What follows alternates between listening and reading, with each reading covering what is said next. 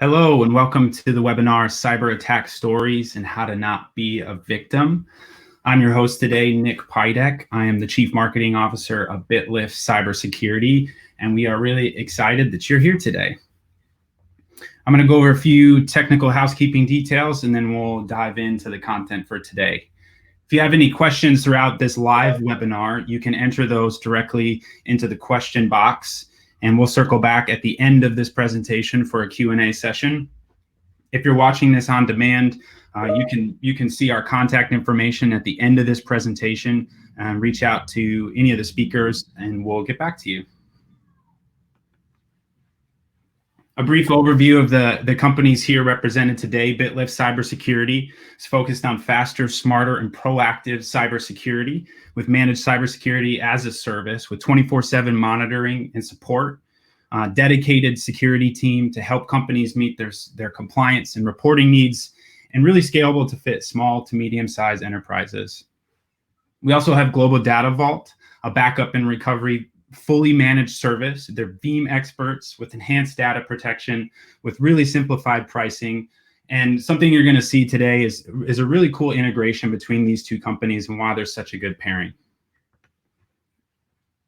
Our speakers for today, which we're really excited to have with us here today, are the founder and CEO of BitLift, Jason Miller. If you'd say hello.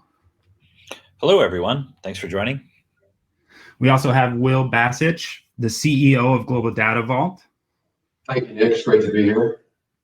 And we have Brian Brignac, the Director of Sales for Global Data Vault. Hello, everyone. So with that, I'm going to turn it back over to Jason, and we'll get right into the content. Well, good morning or good afternoon, wherever you are, or thank you and just welcome and joining for today's webinar. We're excited to have you, and we're excited to share the content with you today. The content that you're going to see here today is real life scenarios. We all call those case studies in the industry, and they are situations that have happened to our clients or even clients before they were actually a client and they came to us and needed help. So we are going to share these to you both on the BitLift cybersecurity side of the house and how we worked with Global Data Vault to help be a complete solution, working together as two partners with the client as a partner. In that, there's a couple of case studies. We're going to go through Waukesha County Technical College case study. UEBA, if that's a new term for you, that's User Entity Behavior Analytics. A couple of municipal case studies, some takeaways, and then after that, I'm going to hand it over to Brian Brignac to go over a food supplier case study and really talk about response and recovery, and then we'll end on a conclusion. We're going to leave plenty of time for some Q&A.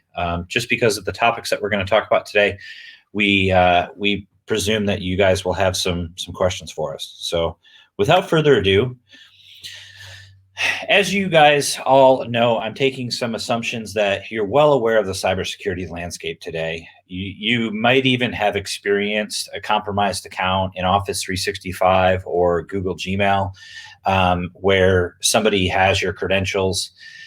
We experienced this with a client that was just about ready to sign the contract with us. And then they called us one day and they said, hey, we believe that we've got an issue here. We've got a lot of students and staff and faculty that have been getting emails that look really legit, and they're asking them to make a payment. And we feel like we've got a major problem on our hands here. So we started to deep dive into this situation. We quickly found out that they had over 2,000 accounts compromised. Waukesha County Technical College is a college of a mindset where even after you graduated, you were still able to hold on to your .edu email address. And so the widespread issue was both undergrad students, staff and faculty, and even some graduate students that still had accounts that were active. And what happened here is the on-site IT team really didn't quite understand what they should do for next steps. You know, they're smart, But at the same token, that many accounts compromised is, how do you address it, right? So we put together a roadmap with them, and they felt like it was going to initially take weeks to clean this up. We implemented our platform. So BitLift has what we call an AIR platform. Automated Incident Response is what AIR stands for. It utilizes what we call SOAR modules. They're security, orchestration, automated response for Office 365 and a bunch of other products. But since they were having the most pain and challenges in Office 365, we needed to address those quickly. Our solution helped them remediate those 2,000 compromised accounts in minutes by either forcing a reset and a logout of all of their devices, changing their credentials, and then causing automated email workflows to happen afterwards, because they needed to let not only the students, staff, and faculty know that they could no longer get into that account via a alternative email address, either a text message or a phone call, and then start to actually go through the remediation process of getting the accounts turned back on with the users. And then what we did here is we actually let Waukesha know that going forward in the future, they're actually better prepared and they're ready if this situation arises again.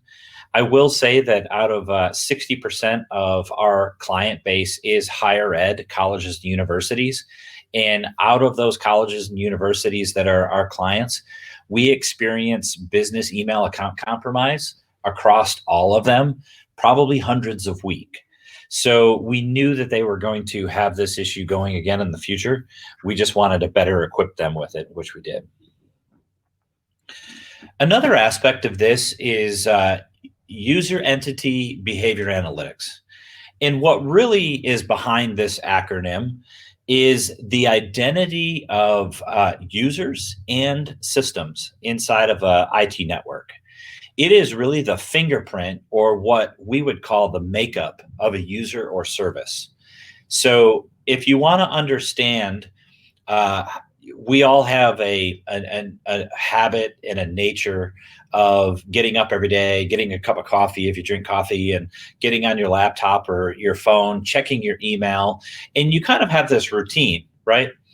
What UBA is really looking for is identifying that routine and maybe even identifying some variations of that routine. And what we do is that is considered inside of the algorithms. It is an understanding of your baseline, and it's an understanding of what's normal, and then it helps identify what's abnormal around user activity. Now, this isn't trying to figure out you go check your bank website and things like that. This is trying to figure out that you do actually perform email, you perform work inside of ERP or a CRM, or the other activities that you do inside of your day-to-day work at business. But at the same time, it's also to understand what you don't do, right? And so if your user account has never touched some files on the file server before, or it has never went and sent out 500 emails in the matter of 5 minutes to all of these other email addresses, those are the abnormal activities that our system is trying to pick up, right, for clients. At the same time, over time, that baseline really helps us identify the needle in a haystack. And I think that that's a term that everybody understands today. But, oftentimes the cybersecurity attack, the avenue and the vector in which you're being attacked is really like a needle in the haystack, and you've got to try and find it. And the fourth point here that I really wanted to drive home is that these user behavior analytics, they help us to really create the alarms and the actions. And what we did with Waukesha is they turned into automated remediation of bad activity immediately. So now when they have a business account, email account compromise, the remediation happens within less than a minute, versus dwell time for a criminal inside of your email is pretty bad. And so you don't even want to let that go hours or days or weeks. You want it to be remediated quickly. One other aspect that we'd like to share with you today is municipals. We're a big helper and client base inside of municipal energy. And so what happened that we have been seeing an uptick in even just the last 2 to 6 months is a focus and a change on internal account compromise. And what I mean by that is that if you've ever had this is a real life situation where the IT manager recognized some kind of abnormal behavior being observed. We didn't have the user behavior turned on for their environment yet. They were in the initial phases of coming on board. And so what the IT manager asked us to do is he reached out to us and said, we've seen some behavior on the firewall, and I've also seen some behavior. He had Cisco Meraki firewalls and Cisco Meraki switches. And we see some behavior on the network that doesn't quite add up to us, and we need some help. So what we did was we came in and we implemented our AIR platform pretty quickly. We even spent some, nights and over the weekend on really getting it implemented into the environment as quick as we could to get a broad understanding of what was happening, specifically because they were a power provider, energy provider. And we quickly found out that a machine on the network was infected, and we quarantined the machine. We used some of our automated incident response modules to quarantine that machine off the network as quick as we identified that it was definitely positively doing bad stuff. But all of that to say is that we were actually able to do the forensics and figure out that it was a phishing attack. So the attack started out via email, and the user gave up their credentials and got them to log into a site. And a lot of people don't know this, but if you just log into a website, you have interacted with the website, and a dropper is what we call it, dropped out of the website and onto the local machine. And then what happened was it was able to start performing activity on that local machine. And the user did have admin rights on the local machine. And so that's kind of a big no-no, but that was happening. What we did identify is there wasn't any sort of data exfiltration when we did our initial analysis and discovery here, but it did look like the beginning signs of ransomware. And so quarantining that machine and stopping it was a good thing. They did have to roll back to some data, though, on the local laptop, and it was a good thing that they were actually performing backups on some of these endpoints, because then they could roll back to an original restore point on the laptop, and the user wasn't out of his machine for too long. But they did have to do a data recovery. The other avenue that I want to explain here, and it's an important one, is vendor spear phishing. And you might think that this is a new term or a weird term, but what we've seen a major uptick in is a vendor sent this municipality an invoice with specifying updated ACH information and a W-9 form. And everything was correct, meaning the W-9 form was properly filled out, and the FEIN number was in that form, and everything looked good. And so what happened was that the people in accounts payable changed the information and went on about their day. What is more important here is that when I say that the money was sent to the trusted vendor, the accounts payable team truly thought that they were sending money to the intended party. And here's what happened is in today's landscape, everybody is utilizing vendors, right? Everybody has partners, vendors that you're working with. And what happens is if each of us don't take cybersecurity extremely important, we might become the pivotal point or the attack vector for one of our customers downstream to become attacked. And this is happening almost monthly now. We're seeing it where a vendor sends a particular email and the account was correct. In this situation, it was the vendor's account that was already compromised. So the email address was correct, the domain name was correct, and it was a valid email account. It was a valid person. And so it was difficult to detect this. But going forward, what this municipal and we would really recommend is having a policy in place that once certain things are asked over email, is that the recipient of that request picks up the phone and contacts the person asking for the request to be done and validate it. Because in this case, the money was sent. The attackers, here's what's happening is the attackers are actually using that vendor trust against the organization. And I want that to sink in for a moment because again, we all work with so many vendors today and we're moving so fast and transactions are moving quickly over email. But what's happening is that if your account is compromised and you don't know it, and you inadvertently, not you yourself, but the criminal sends an email on your behalf, and they're sly. They're going to move the email out of your sent items folder, and they're also watching your inbox to see if the email comes back, right?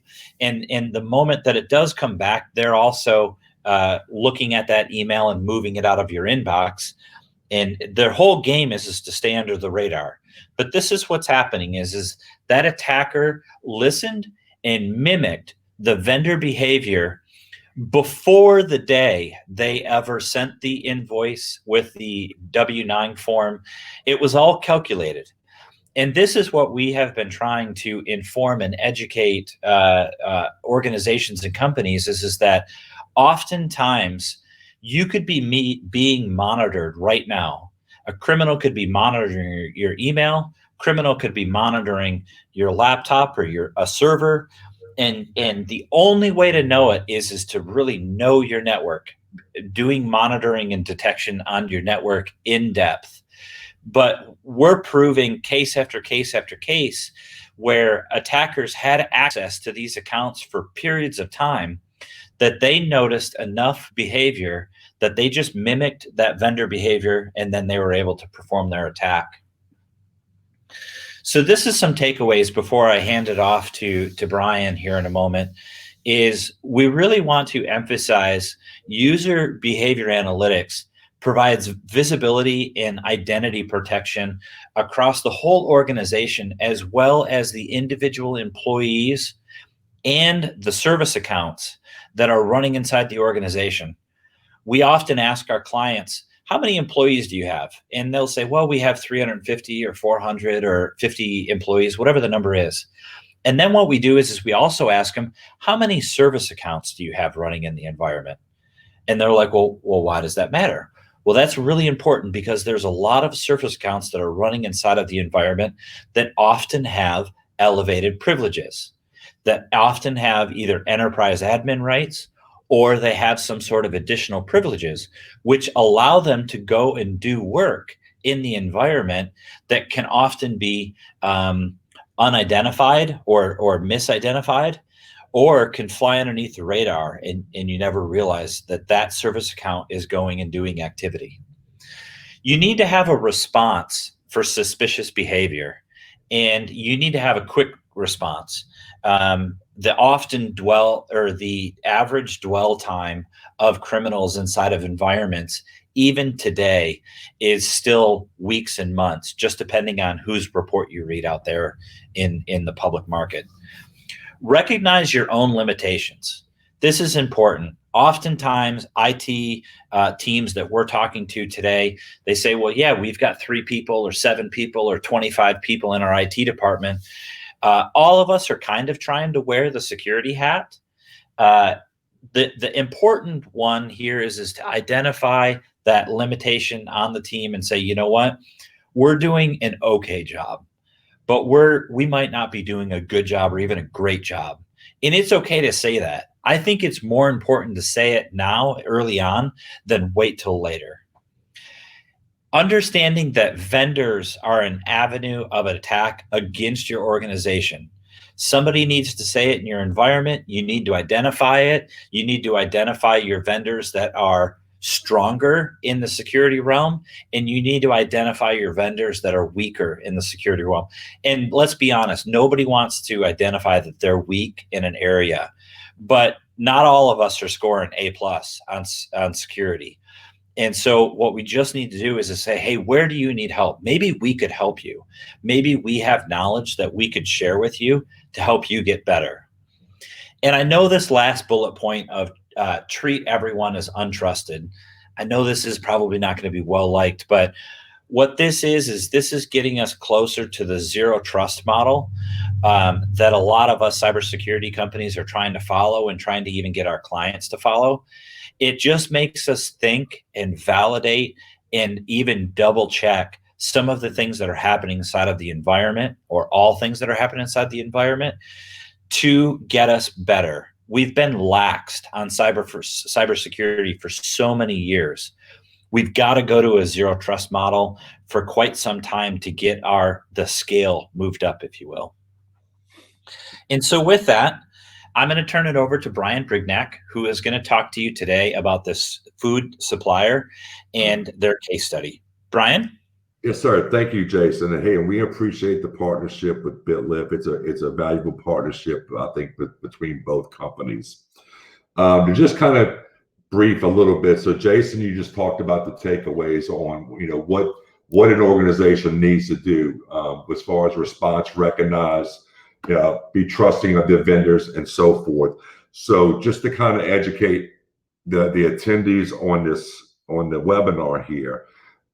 Global Data Vault and BitLift have, I think, bi-weekly calls internally between your engineering team and our engineering team to kind of educate each other on ways that we plan and to prevent attacks. But of course, we all know, like Jason said, attacks are going to happen. So when they do happen, it's all about how can we recover effectively with the tools that both of us have put in place for each customer to effectively do that. So I'm just going to kind of lead into our food supplier case study, but for everybody on the call, everybody has heard in the media reports about the city of Atlanta, the city of Newark. There's a lot of municipality that has been broadcast on the news that have been attacks, but there's so many more that go unheard of. And that goes for our customers as well.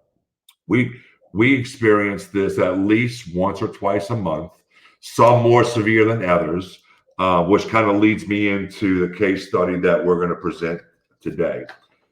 This is a family-owned food supplier, very large in the Midwest. They were founded before World War II, so they've been around a very long time. And they've actually experienced 2 attacks, one prior to us. That's kind of what generated the initiative to find a backup and disaster recovery plan. And then, of course, once they became a customer, they were about 200 servers, about 75 terabytes. And they also protect their Office 365 environment as well. At the time of the second attack, once they were our customer, I think they were a customer about 2 years.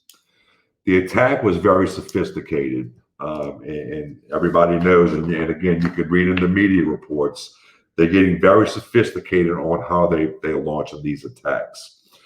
This attack that we're going to discuss right now was a self-building PowerShell script. What it did was basically deletes the offsite backup repository.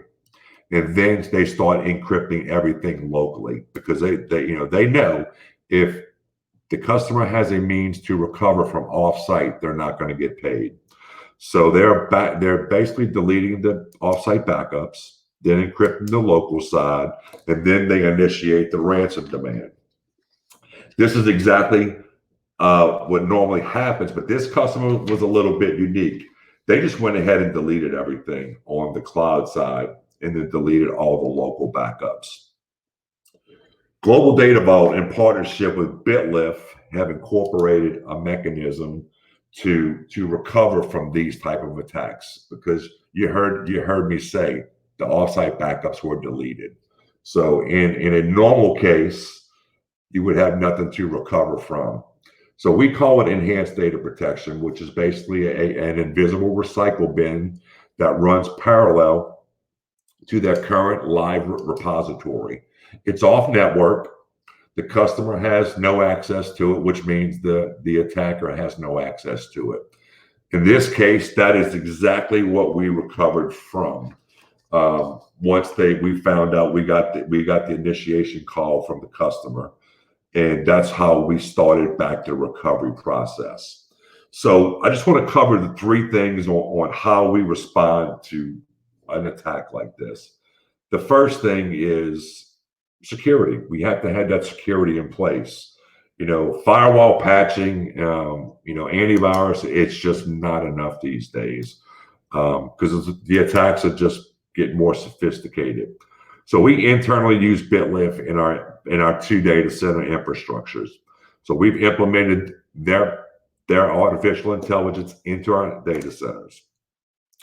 We enact whitelist only policies via BitLift's PowerShell.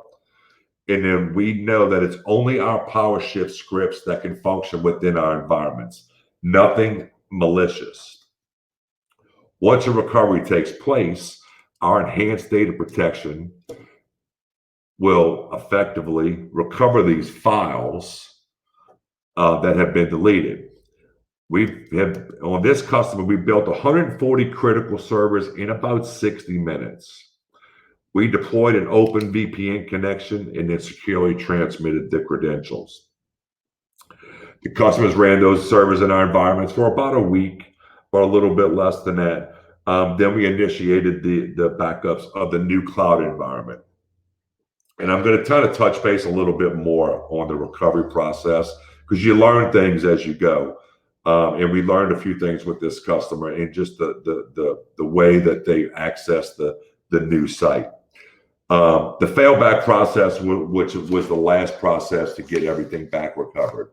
They were running in our environment based off of those enhanced data protection snapshots that we recovered from.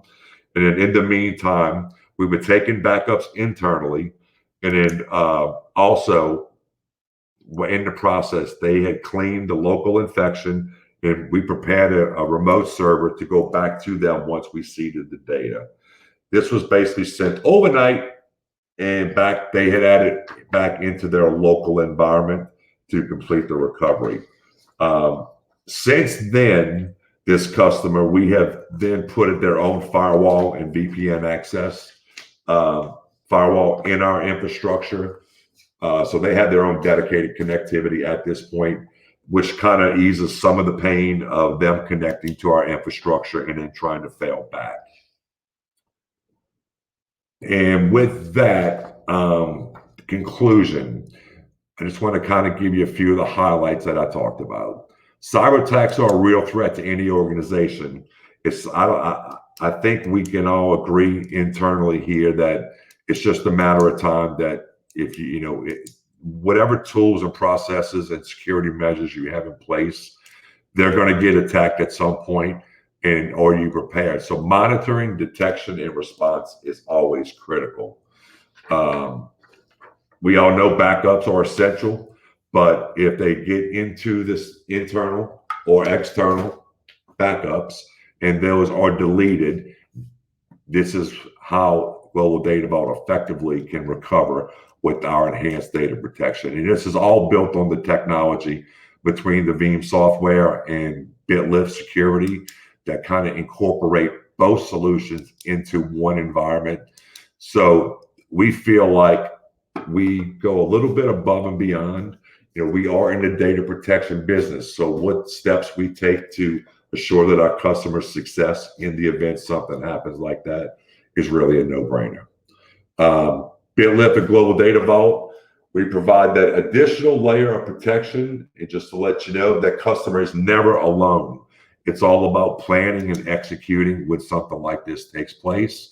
And I think between the two of us, Jason, it's a great partnership. And I think we effectively prove that on a monthly basis when we experience some of our customers having these types of attacks. I couldn't agree more, Brian. I think of many of the times over the last few months that you and I and the teams have been on the phone at 8 o'clock or 9 o'clock at night, working with the client and trying to get them back up and into a good state again after going through a problem like this. Yeah, agreed. So with that, we'll go ahead and open it up to questions. Thank you so much, Jason, Will, and Brian. I want to bring this back as the audience is entering some questions here. Something I wanted to circle back to, which was, and this can be for any of you to answer, do you see any biggest or most common entry points for ransomware? Is there a common area that these are getting in that you see across the board with the clients that you work with? Jason, why don't you go first and I'll elaborate. Yeah, so we see email as being kind of the number one vector. 9 out of 10 times, email is the first way. And it's either to get them to enter credentials into something. So the phishing, like, hey, we just launched a new portal. You have an American Express account, or you have something that the user works with or does something with. Oftentimes it's Amazon Web Services or even Microsoft Office 365 or Azure gets you to go and plug in your credentials somewhere. The second aspect of that is even if they can get you to go to the site, so you click on the link and you go to the site, we are seeing advanced sites right now that if you go to the site, you can become compromised even just by going to the site. You don't even need to click on anything. And so those are some of the initial ways that we have seen the latest versions of ransomware starts out as malware, get onto machines and become infected. The one other thing I'll say, Brian, and then I'll turn it over to you, is that we see a lot of clients where the local backups are deleted. Those remote cloud backups are also attacked. And so that's why we have built this partnership between BitLift and Global Data Vault, is because Global Data Vault is very forward thinking in that regard and knew about it. And then we're also looking at activity inside of the Veeam console and activity that would start to identify the beginning stages of an account being compromised and the backup starting to be deleted, which is abnormal because, let's face it, a system administration account shouldn't be going in and deleting backups at mass like what we've seen. Brian? Yep. Yeah, and you're right. And that's why I think the BitLift GDV relationship, because I think we're educating ourselves, both sides of the aisle, on how to get better at what we do. And to kind of elaborate, you are 100% correct. It is definitely email that is the biggest threat to organizations. And, there's a few that are penetrated through network vulnerabilities. But you're right, it's definitely through email, phishing attacks, very sophisticated emails. That's mostly what we're seeing as well. That's great. Yeah, thank you for that. This question is more geared towards Global Data Vault. What would you say are the biggest missteps organizations take as it relates to backups? What are kind of some of the organizations think they're doing the right thing, but you come in and are seeing things from a different angle? How would you outline those missteps for people? Great question. Whoever asked that. So Global Data Vault, I think we are unique in the way we operate. We want to be problem solvers. So when a customer, we just don't just onboard a customer. we like to spend time with them with an engineer to talk about their pain points, what's their expectations. But backup is just really never enough.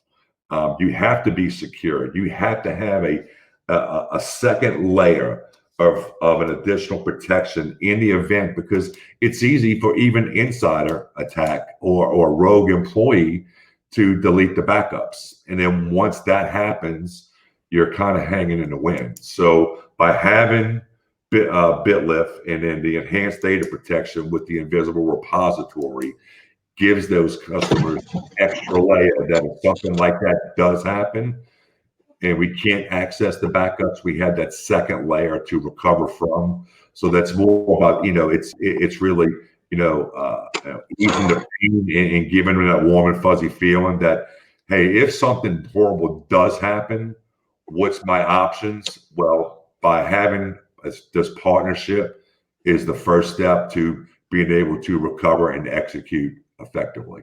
And you guys, this is Will. If my audio is okay, I'd like to add a point there. Yeah, go for it, Will. It's a great question. What sort of missteps do we see regarding backups? And I think the biggest one, and it might be the founding idea and the founding principle of global data development, is that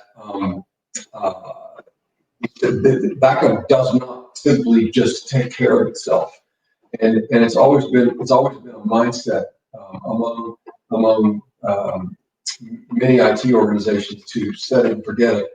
And not looked after, it eventually will not be meeting the needs of the organization, because it will fall out of SLA. Things will change. Things will get added, changed, deleted. Those changes won't be properly reflected in the backup configuration.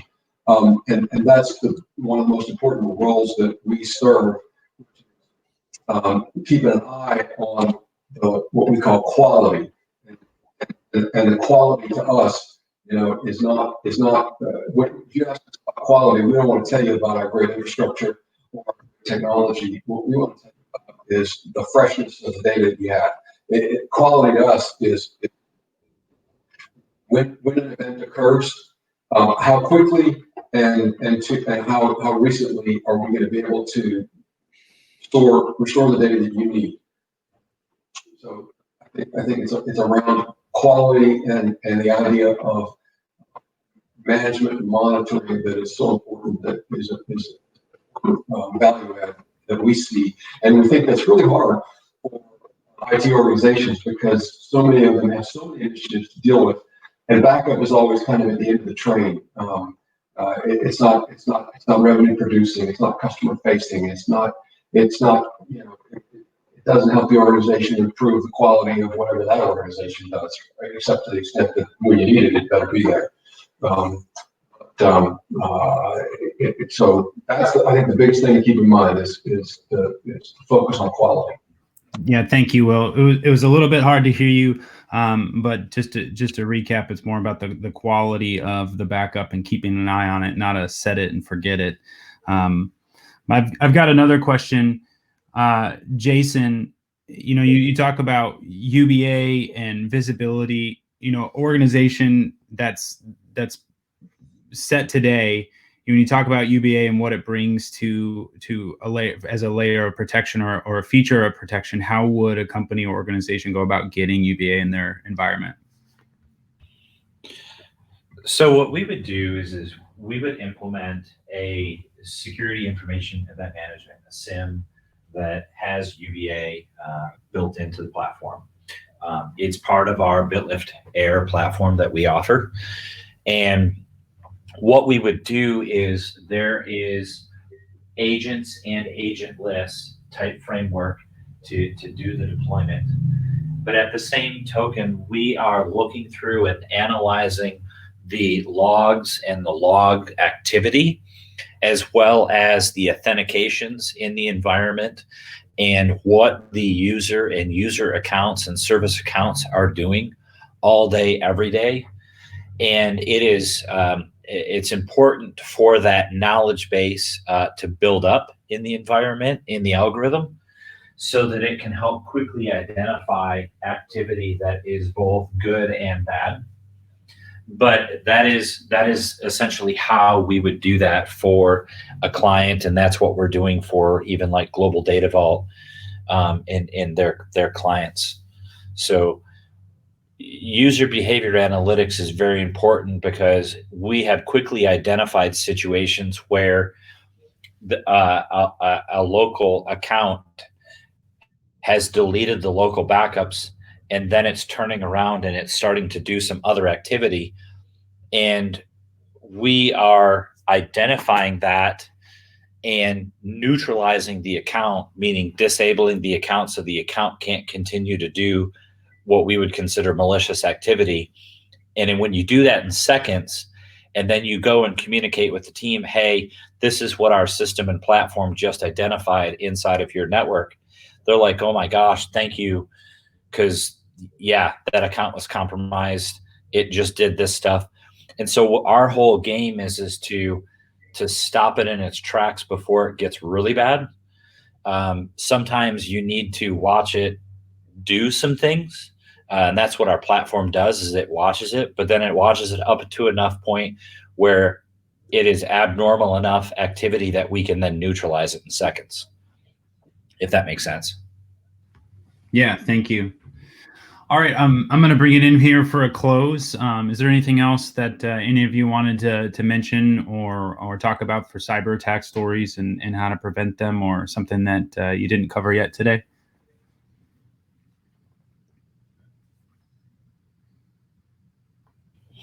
I think the only thing that I would identify with, both Global Data Vault and us has seen this in our clients that we have worked with back and forth, is, as Brian kind of mentioned, is there's a lot of clients that really rely on their backups. Some of them may even not be doing cybersecurity well today because they say, we've got backups, and if something happens, we'll just revert to a backup. That's part of your business DR strategy plan. But the other point of it is that what if data is exfiltrated at the time or just before the time your environment was ransomed? We even seen this in the latest case. If you go out and look at Michigan State University's recent ransomware attack, before they ransomed the environment, they exfiltrated a whole bunch of data. And they did this to protect themselves. They hedged their bet. And what's important to identify here is that the criminal wants to ensure that you're going to pay. And if you're not going to pay, they're going to have a recourse methodology. And in the case of Michigan State University, it's near and dear to our heart because we're located in Lansing, Michigan, is that in that case, the criminal dumped the data when Michigan State University said, you know what, we're not going to pay this ransom. We're not going to pay the criminals. And so they reverted to backups over the course of the next few days. But at that same point, they took the risk of their data getting dumped publicly. And now there's cleanup after that. So you might have your backups, and they might be in great shape, and you might have a second set and a third set of backups. But you also need to be prepared with the mindset that what if they dumped our data publicly online? What is our next steps after that? Yeah.